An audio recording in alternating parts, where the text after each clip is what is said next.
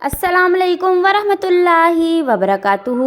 एक सुबह किसी साहब के घर के बाहर खड़ी गाड़ी चोरी हो गई, लेकिन शाम ढलते ही वो गाड़ी साफ़ सुथरी हालत में मुकम्मल पॉलिश के साथ उसी जगह खड़ी पाई गई जहां से चोरी हुई थी। और गाड़ी के अंदर एक खत पड़ा था जिस पर तहरीर था, मैं तहे दिल से माज़रत ख्वाह हूँ कि मुझे ये कदम उठाना पड़ा।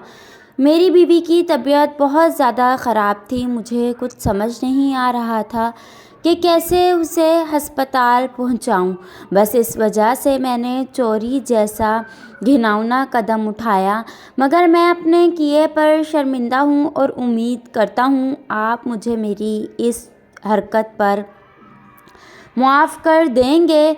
मेरी तरफ़ से आप और आपकी फ़ैमिली के लिए एक अदद तोहफ़ा, आज रात के शो की टिकटें और साथ में कुछ खाने पीने की चीज़ें भी कबूल कीजिए। ये सब इस मदद के बदले में है जो आपकी गाड़ी के ज़रिए हुई। गाड़ी का मालिक ये सब पढ़कर मुस्कुराया। बग़ैर मेहनत गाड़ी भी धुली धुलाई मिली और मुफ्त में रात के शो की टिकटें। रात को जब फैमिली फ़िल्म देखकर वापस आई तो उनके घर चोरी की वारदात की जा चुकी थी।